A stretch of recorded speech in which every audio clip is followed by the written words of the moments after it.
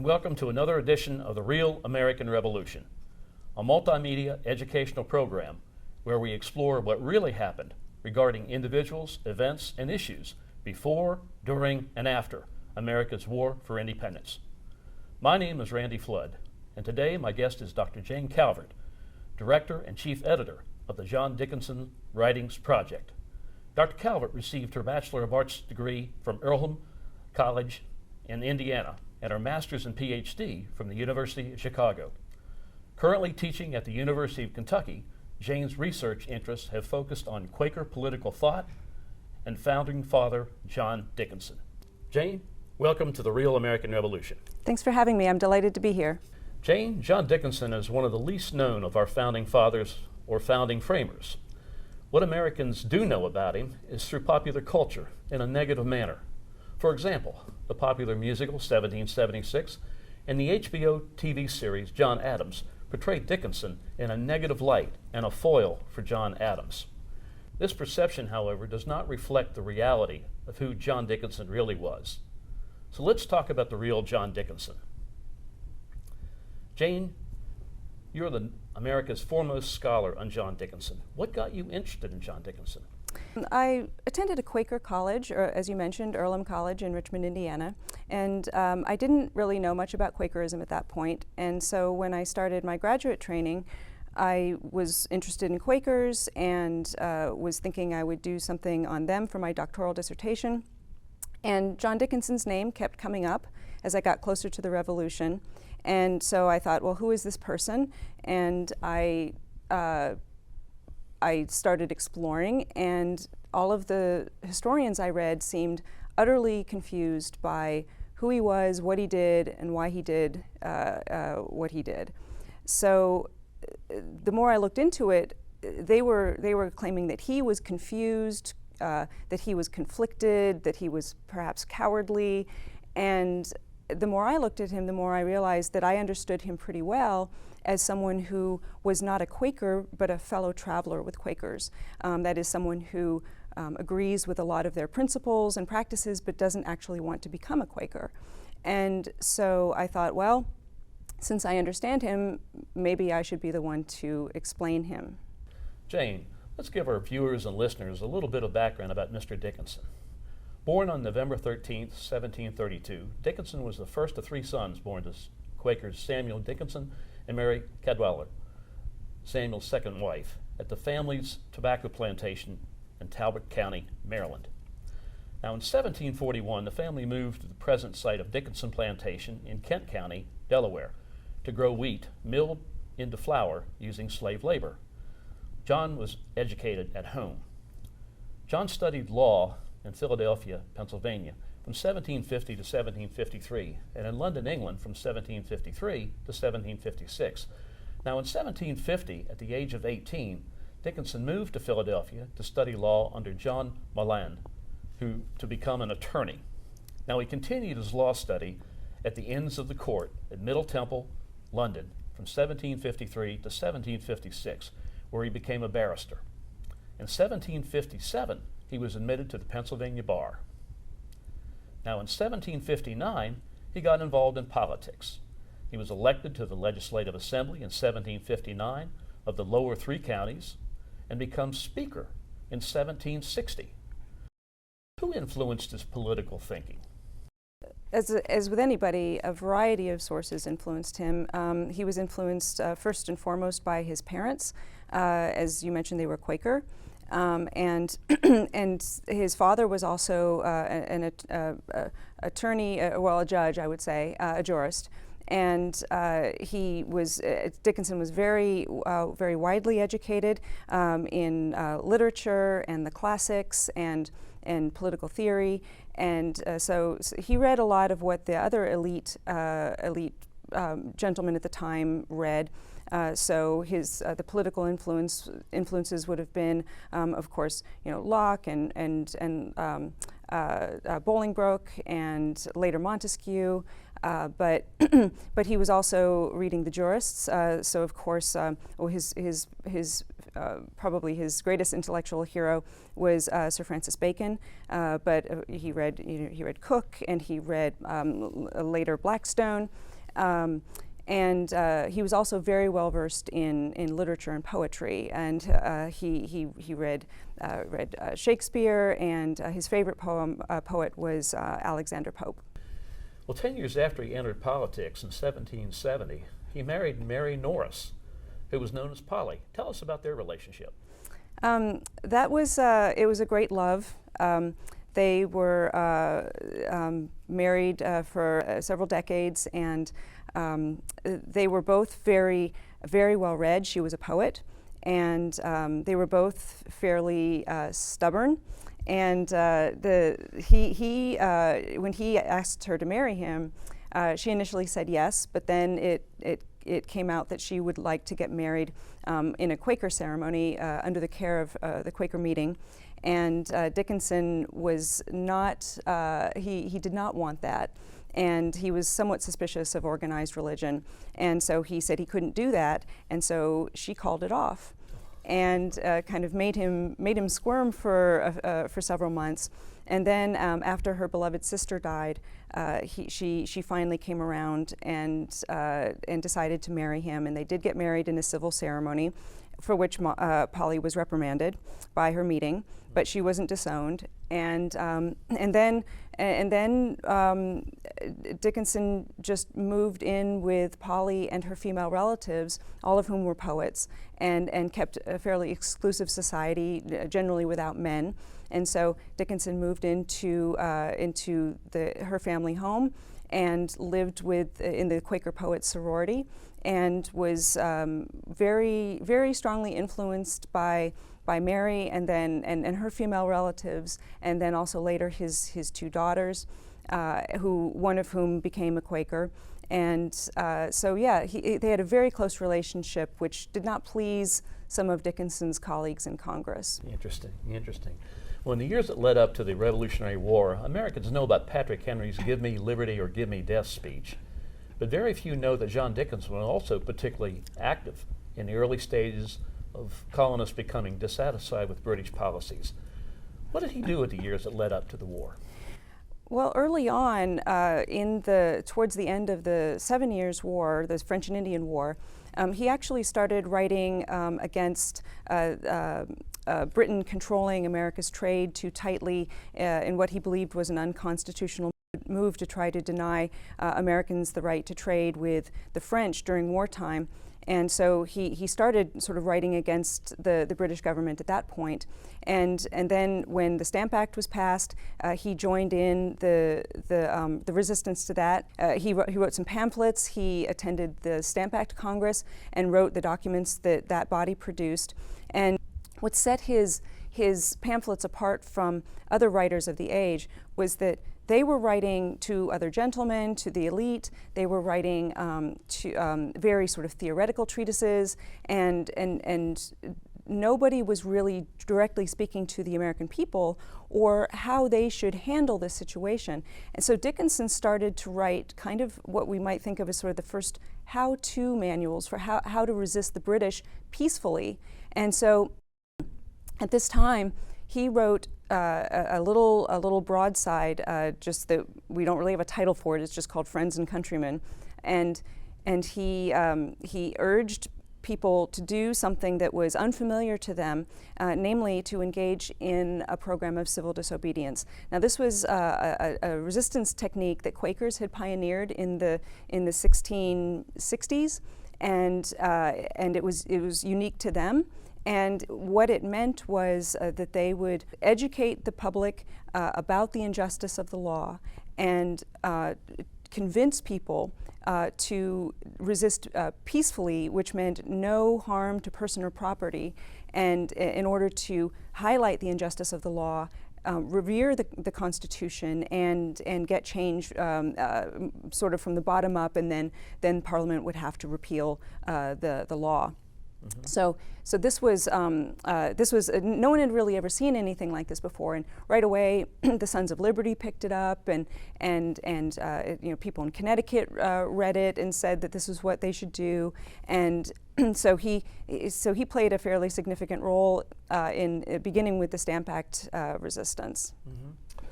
Well, he's also known for writing letters from a farmer in Pennsylvania. Could you talk a little bit about that?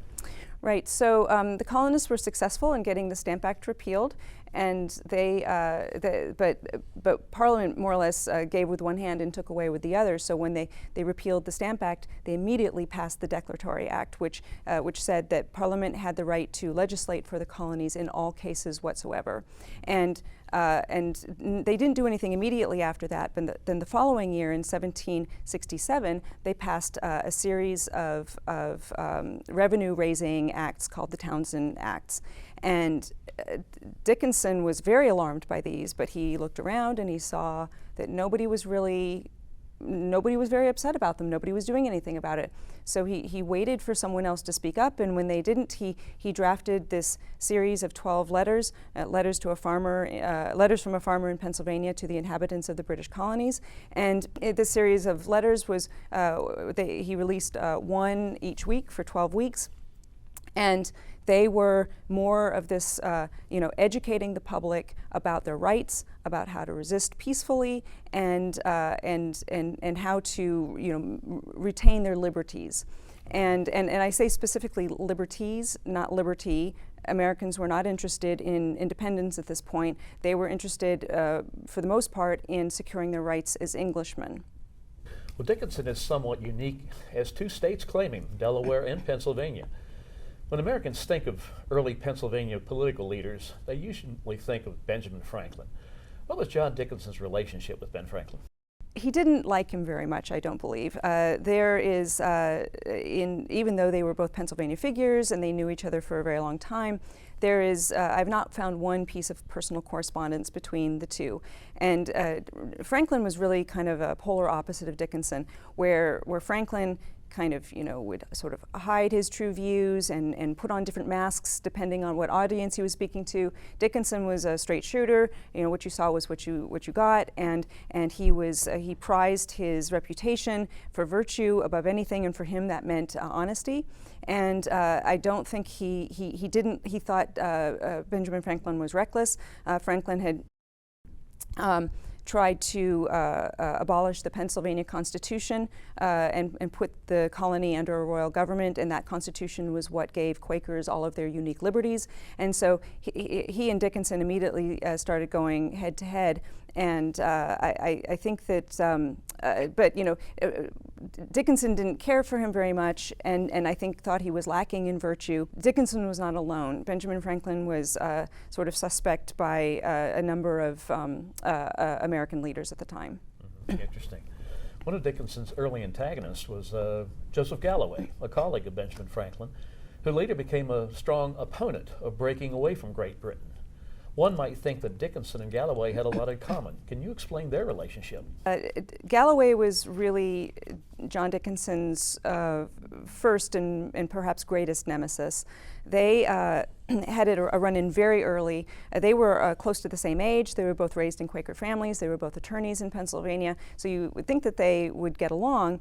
But when Dickinson returned from his legal study in London, he was then one of the most highly trained lawyers in the colonies, whereas Galloway had only been trained locally. And he was sort of Pennsylvania's star of the bar. He was the youngest person to argue a case before the Supreme Court.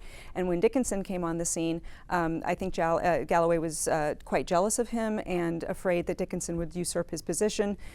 They also ended up falling on opposite sides of the royal government controversy that I mentioned. And so where they really first went at each other was there was a little known today trial of a libel trial of a man named William Smith in Pennsylvania, and so this was kind of a spurious trial. It was the Assembly trying him, and it was free speech was at stake. And at that point, Galloway singled Dickinson out. Dickinson sort of ended up being the lead attorney for Smith, and Galloway singled him out and ridiculed him and belittled him and tried to intimidate him. And I think Dickinson never forgot this, and the two men it was a really nasty dispute. They came to blows almost, and Dickinson challenged Galloway to a duel, and it didn't end until it only got worse. And then, I guess it couldn't get worse than a duel. It didn't end up in a duel, but it moved into the public sphere in print, and it was very nasty. And it only ended when Galloway ran off to join the British. Interesting. Well, after the French and Indian War from 1754 to 1763, the British Parliament sought to raise funds from the colonies around the globe to administer new lands, pay for troop deployments, and exercise greater control over trade policies through a series of tax and regulatory actions. Now, one of the acts passed by the British Parliament, which few Americans have ever heard of, was the Quebec Act of 1774. This act incensed the colonists. By extending the geographical boundaries of the Canadian province of Quebec into the Ohio Valley, where colonists were beginning to settle. This not only pitted Protestant colonists against Catholic authority, but it threatened expansion of Protestant colonists into Western lands. Dickinson was particularly concerned about this act and its impact. What did he do? Well, right. So, yes, as you said, the colonists were quite disturbed by having Catholics right at their northern doorstep, and so there was very, very extreme anti-Catholicism among most Americans at the time. But that did not include Quakers. Quakers were more likely to think of Catholics as fellow religious dissenters. And in fact, William Penn had worked with James II on a religious toleration act in England. And so Dickinson, he did not see the Catholics up in Quebec as enemies. He saw them as potential allies. And so in the First Continental Congress, he wrote the letter to the inhabitants of the province of Quebec. And this was in order to try to convince the people of Quebec to come over to the American side, because Dickinson believed that their rights were as threatened as American rights in the 13 colonies. And so it would make perfect sense for them to join with Americans to try to secure their own rights and liberties. Well, Jane, Dickinson didn't join the First Continental Congress until late, but apparently had considerable influence in some of the actions that were taken by the Congress. What were those actions, and how did he influence them? Well, it was more than just actions. It was really Dickinson's whole vision for how resistance to Britain should be conducted. At this point, Dickinson was sort of seen as one of the more radical Americans in challenging the British, and so he couldn't take a seat in Congress because actually Joseph Galloway kind of orchestrated things so that only sitting members of the Assembly could be delegates to Congress, and Dickinson was at present not in the Assembly, and so but Dickinson kind of worked as almost like a consultant to Congress, and he dined with members of Congress several nights a week and kept abreast of what they were working on, and he also took up his pen and started to write documents that they needed to produce, and so when he did finally take a seat, he was immediately added to the drafting committees, and that actually he allowed him to make this really important contribution. I think of the 7 documents that the Congress produced, Dickinson was the primary draftsman on 4 of them, and the problem was, though, and I think if we can pinpoint a moment where John Adams turned on Dickinson, I think it would be that moment. So John Adams, up until that point, was kind of really an admirer of Dickinson. I mean, he couldn't wait to meet him because Dickinson, by this this point he was America's first political celebrity, and so the delegates who were coming to Philadelphia wanted to be introduced, and John Adams was practically giddy with writing in his diary about how he went to Dickinson's house for dinner and how agreeable Dickinson was, and how forthcoming, and really had nothing but glowing things to say about him. But then when Adams' hard work was pushed aside and on some of these documents, and Dickinson's drafts were adopted instead, Adams started to grumble. And then as they became farther apart on their political positions, Adams just kind of went after him. Well, during the Second Continental Congress, which occurred right after Lexington and Concord, delegates, primarily driven by John Adams of Massachusetts, were very vocal, one might say even radical, about breaking away from Great Britain. Certainly their actions were beginning to overshadow the more diplomatic approach of the more moderate faction. What role did Dickinson play in this drama? Right, so he more or less stayed a true course from the very beginning of the contest all the way through the signing of the Declaration of Independence. He said himself, "I have not changed one iota of my creed throughout this contest." And so what happened was the scene around him shifted, and it did go farther to the left. And Dickinson stayed the course, and he still wanted reconciliation. He wanted a moderate approach. He was aiming to keep America under the protection of the British Constitution and to avoid bloodshed.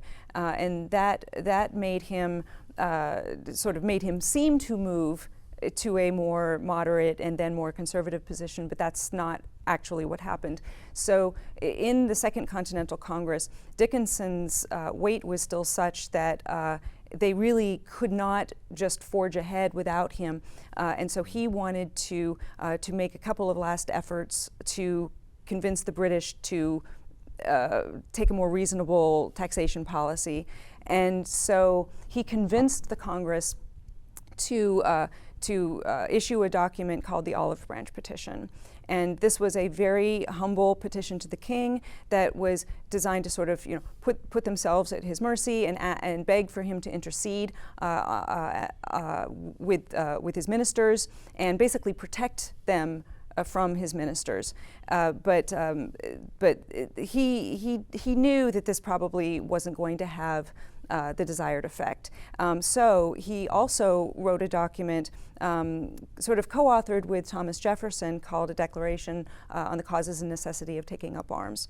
And Jefferson wrote the first draft, which was kind of meek, kind of mild, and Dickinson got a hold of it and said, "This is not acceptable, and it needs to be much more fiery." So Dickinson took out the kind of weak parts and put in this very belligerent language, very sort of saber-rattling, and basically said, he bluffed. He said, we have foreign support. We have all the ammunition we need and the guns we need. We're ready, we're united. None of that stuff was true. But he was hoping, as he put it, to create such apprehensions in the British that they would think twice about coming over. So both of these two documents, although we see the people have seen them as going, being opposed to one another, they were actually both drafted primarily by Dickinson in order to prevent war. Mm. Well, the Articles of Confederation, which was eventually adopted by the 13 independent states after they declared their independence, ultimately was a very weak governing tool. It lacked the ability to compel states to provide funds for roads, bridges, ports, support an army or a navy, provide common currency, or settle disputes among states through a court system, among other weaknesses. Now, in the early stages of trying to come up with a governing document after independence was declared, John Dickinson was very much involved in developing a first draft, a draft that was very different than what was ultimately adopted. Can you talk about Dickinson's involvement with the Articles of Confederation and the Constitution? Yes, it's a huge topic. So Dickinson was on the drafting committee in June of 1776 for the Articles of Confederation. Everybody knew pretty much that he was not going to, he was not in favor of independence, but he was also the primary draftsman of most of the documents that Congress had produced. So he did the lion's share of the work on this draft of the Articles of Confederation, and it was quite a remarkable document. I think it was a wish list of sorts for what he hoped Americans would adopt. And it included several provisions that did not make it into the draft that was ratified. And so among these things were a strong central government with the state subordinate to that. Another one was protection for Native Americans. Another one was he queried about whether slavery should be illegal in the states. But the most remarkable provision was a very long provision for liberty of conscience. And so he wrote this with, certainly with religious dissenters in mind, but it was more than just about religious liberty. He actually, as he wrote it, he was thinking about his Quaker female relatives, and he drafted this, and he started out by saying, no person shall be molested or prejudiced in his or her, or his or their religious persuasion or practice. And then he changed that to his or her religious persuasion or practice. And that was a really, truly revolutionary inclusion, because it didn't just provide gender inclusive language for the inclusion of women for religious liberty. It also, when he used the word practice, he was he would have known that Quaker women were, they preached publicly. So this was not just religious liberty for women, this was public speech for women. And these things, it took until the Constitution, or the Bill of Rights rather, with the First Amendment to provide for freedom of religion and speech, but it wasn't until the 14th Amendment that this was applied against the states, and then it wasn't until the 1980s that state constitutions started using gender-inclusive language. So this was what he wanted. But what we got was the sort of, quote-unquote imbecile Articles of Confederation that you mentioned. So then, going forward, as the Confederation was clearly not working, and the leaders started to talk about how they might amend the Articles, the Annapolis Convention was convened, and Dickinson was elected chairman or president of that body. And they very quickly realized that there needed to be more delegates present, and there needed to be a greater change. And so Dickinson wrote this report that was actually read before Congress, and then that led to the creation of the Federal Convention. And in the convention, Dickinson was actually one of the most active members, in spite of feeling very ill with debilitating headaches for most of the summer. But he repeatedly spoke up and tried to guide the proceedings, and he made some really important contributions, and he also tried to talk sense into Madison, who was making proposals that really were not reasonable. And Madison, he, even though he's considered the father of the Constitution, he didn't get everything he wanted either. And it's not really clear that there should really be any one father of the Constitution, but Dickinson would certainly be in the running for that if there were more than one. So yes, he really contributed a lot, and then he went on to advocate ratification. Well, speaking of that, when the Constitution was passed by the delegates to the Constitutional Convention, they needed to sell the concept to all the state legislative bodies. Now, most American history books cite the Federalist Papers, a collection of essays by Alexander Hamilton and James Madison and John Jay, as the primary drivers to convincing the legislatures to ratify the document. But Dickinson wrote essays too, which no one knows about. Can you tell us about that? Yes, writing under the pen name Fabius, he wrote another series of letters to the American people, And whereas the Federalist Papers were written for an elite audience in New York, and they weren't known much outside of New York, and they certainly weren't read by ordinary people, Dickinson wrote the series of letters that were directed to ordinary people, and they were published in a number of states, and they were very, very passionately in favor of ratification. And he made some of the same points that he made in the farmers' letters, one of which is that everybody, regardless of what station you are in life, whether you're rich or poor, you have not just a right but a duty to understand these issues and join in and help add your voice to the debate, because as he said in the farmers' letters, you never know what change you might create. So George Washington also praised these as very very good for the cause of the Constitution. Well, today there's a lot of talk or discussion about the Founding Fathers and the slaves that they owned. Where was John Dickinson on the slavery issue? Dickinson was the only one of the leading founders who was really a serious abolitionist. So he had qualms about slavery from the time he was a very young man. And his family owned a good number of slaves. The actual number must have fluctuated, and I'm not sure what it was at any given point, between 60 to 80.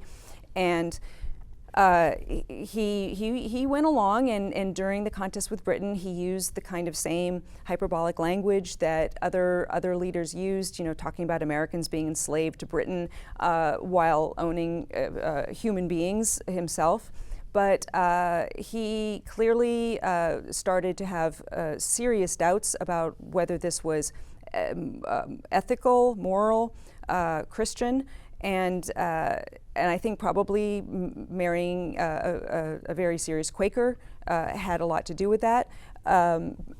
So when the case Somerset v. Stewart was decided in England, that declared that slavery was incompatible with the common law in Britain, and he took note of that, and he started thinking more about it, and so he tried to get his colleagues to question the legality of slavery in the Articles of Confederation. They ignored him, and then is the soonest opportunity he had after the Declaration of Independence was issued. He went home and he wrote the first manumission deed for his slaves, and so this was in 1777, and it was for conditional manumission. They would have to stay in bondage until for 21 more years, but that didn't sit well with him, and as he thought about it more, he also was doing other things at the time. He was thinking about it, and he was if enslaved people who were owned by the Dickinson family or formerly owned by the Dickinson family came to him and asked not to be sold away, he would buy them in order to keep them with the family and with their families. And he started writing abolition legislation for Delaware. And then he also wrote two more manumission deeds, one in 1781 and one in 1786, which freed all the rest of his slaves unconditionally, and he provided reparations for them, and he also founded a school for educating black children.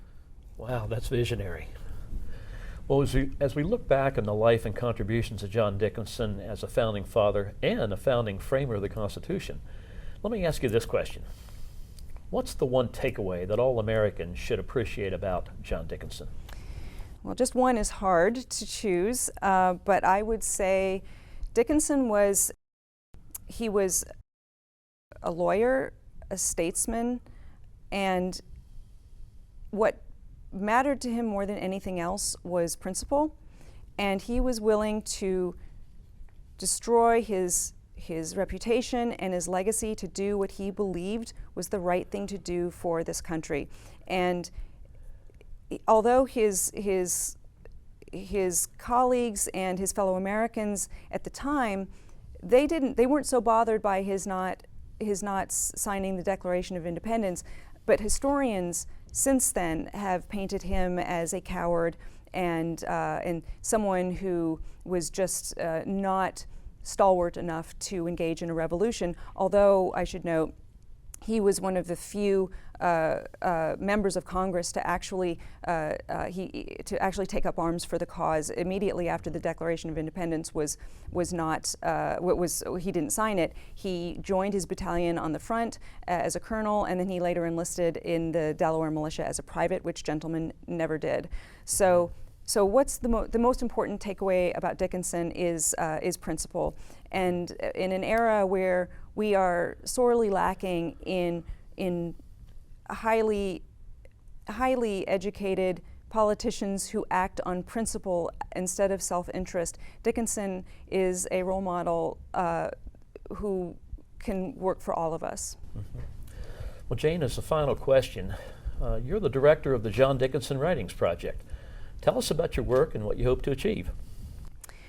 The John Dickinson Writings Project is engaged in collecting, transcribing, annotating, and publishing everything John Dickinson wrote on public affairs and selected correspondence over the course of his lifetime.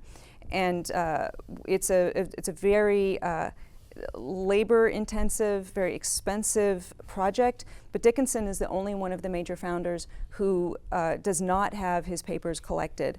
And so we are now working on Volume 3, which takes us up to 1766.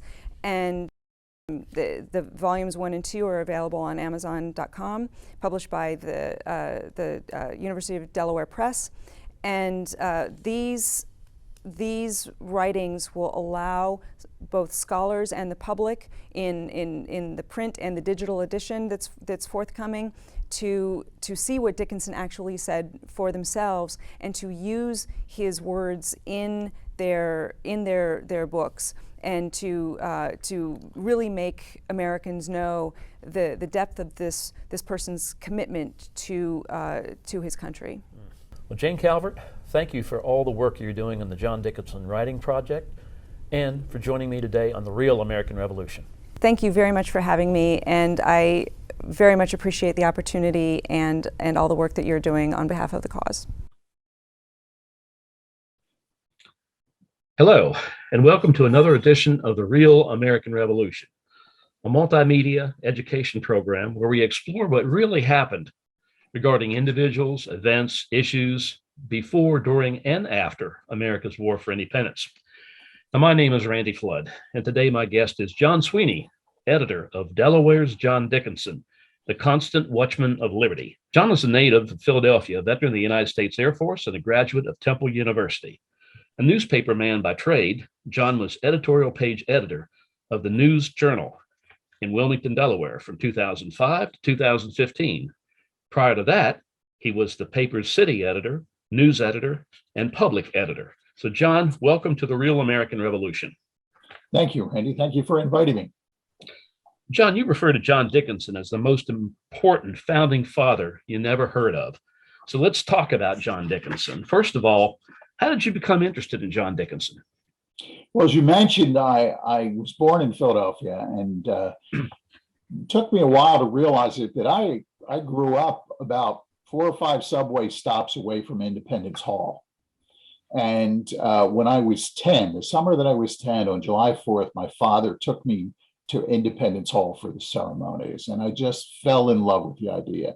I'm so old that in those days you could walk into the hall and the Liberty Bell was inside, and you could go up and touch the Liberty Bell and so forth. And that just, it gave me a thrill, and I had a lifelong interest in it. And it was a casual reader. I read about Jefferson and Washington and so forth. And when I came to Delaware as a newspaper editor, I started finding out about John Dickinson, and I kept thinking, this guy is fairly established and he was very important, but why hadn't I heard of him? And I started taking a closer look at him, and I became fascinated by his accomplishments, his personality, and how he helped other people. He was a great philanthropist, for example. He's an amazing character. Of course, today we as a public, we suffer from the public image of him brought to us, as we have mentioned in conversations, by the play 1776, the musical, and the John Adams HBO series.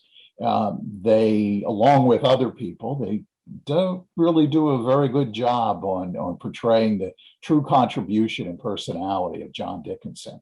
Yeah. Why do you think that is, John? Why do you think that all of a sudden it seems to be an awful lot of editorializing on the part of Hollywood and others to try to deliberately paint him as a villain or someone as a foil of John Adams? Well, it's John Adams' diaries and letters were first introduced by Herbert Butterfield, I believe, the historian. Starting in the 50s and 60s, they started to publish the uncensored version of John Adams' diaries. They're extremely colorful letters and diary entries. The great historian Gordon Wood said that John Adams would have made a great 18th century novelist.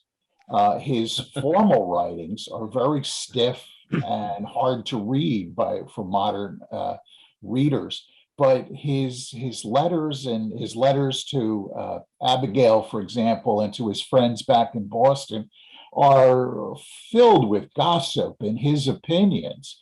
As I said in the introduction to the book of Delaware's John Dickinson, Wood only had it half right. He not only would have made a great 18th century novelist, he was a novelist. He was an 18th century novelist. He made up a lot of stuff about different people. You know, Dickinson was Adams was known for his dislike of certain people. A lot of things he said about Alexander Hamilton, Benjamin Franklin, even George Washington, and so forth. Much of it turns out not to be true. And there are some incidents of John Dickinson's life that are described by John Adams, which have become holy writ among historians and are repeated over and over again, that just simply aren't true or probably could not have happened. And also, I think one of the big things against Dickinson in his terms of reputation throughout history is when it came to that final moment of voting for independence on July 2nd in 1776, he didn't vote for it. He didn't vote against it. He and Robert Morris thought it was too soon. They thought independence was coming and it was inevitable, but they thought it was too soon. We didn't have a frame of government at that point. We did not have allies. So both of them, in order to allow the Pennsylvania delegation to vote no, they stayed away that day from the Congress. So they thought, Dickinson later said he thought it would be very important that it be a unanimous vote. And if he had stayed there, he couldn't bring himself to vote yes, it would not be a unanimous vote. So he left. Interesting. And another thing is, after the government he did a great job, played a very important role of constitutional convention, but he did not run for federal office, and he was not part of the federal government, the new federal government. Right. He didn't quite retire, but he stayed out of the national spotlight after that. Interesting. Well, this volume, Delaware's John Dickinson, is a fabulous collection of essays by authors and historians and scholars and elected officials. How did you manage to pull all these individuals together to share their insights and stories about John Dickinson's life? How did this whole project get started? Well, it's partially by accident. Judge Battle Robinson, retired judge in Delaware, was president of the Friends of John Dickinson Mansion at the time, several years ago. And she came across, stuck in a drawer in the attic, a bunch of old and beginning to fall apart papers that were speeches and essays written by historians and prominent Delaware U.S. senators and governors and so forth in appreciation of John Dickinson. The Friends of John Dickinson Mansion had formed very early in the 50s, along with the Daughters of the American Revolution. They helped preserve his mansion. And so they, trying to raise money and to keep the memory of Dickinson alive, they sponsored a series of speeches and talks by prominent historians, experts on John Dickinson and so forth. They did other things too. For example, in the 20th century, there was no biography of Dickinson. So they sponsored a biography written by Milton Flower. That is the most prominent biography of Dickinson to this day. It was the Friends of John Dickinson Mansion who brought that about. Well, anyway, Judge Robinson went to the Dick Carter at the Delaware Heritage Commission and said, "Do you know anybody who could edit these pieces into a pamphlet?" And he said, "Well, John Sweeney just retired from the News Journal. He's interested in Dickinson." And so that's how the story began, and it became fascinating. There were the insights of some of these people. My favorite is Howard Rubendale, who was late president of Dickinson College, who told this story, which I think is hilarious, of how Benjamin Rush created Dickinson College and tried to name it John and Mary's College, just like William and Mary's College in Virginia. But Dickinson would have no part of it, right? And Dickinson said, "This is too much. I don't want to be involved in it." And they went back and forth, and it's something of a comedy of the relationship between Rush and Dickinson, and Mr. Rush was quite volatile. He liked you one minute, he didn't like you the next, and you were the greatest person in the world, then you were an enemy to society. So it went back and forth. Well, Rubendale had this extended anecdote in his essay, and my job as an editor was to cut that down, to present it so that you could understand it. So I think it was a great find, and Battle Robinson deserves a lot of credit for it. And Dick Carter designed the book, and I think it's a beautiful book. Mm-hmm. And he pulled together a lot of portraits and pictures of the mansion. Right. So that's how it came about.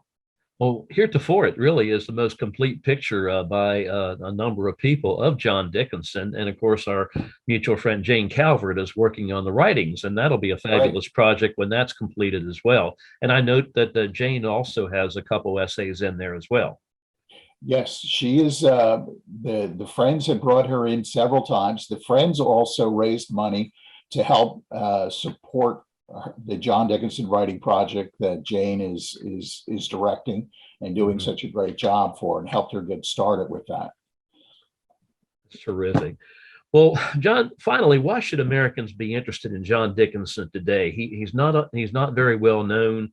For those of us who have read and studied and researched about some of his past and the contributions that he made, he means something to America for us, and is truly a genuine founding father.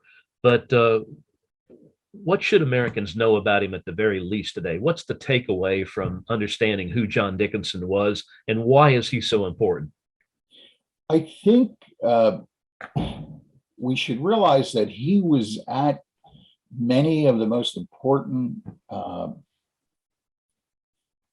formation events in our history as we move toward independence and the creation of the United States government.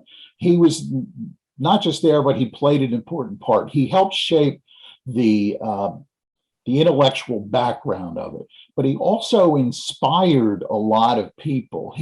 His writings, the letters from a Pennsylvania farmer, were very influential on James Madison. James Madison was a young man when he read them, and they helped formulate Madison's political thoughts.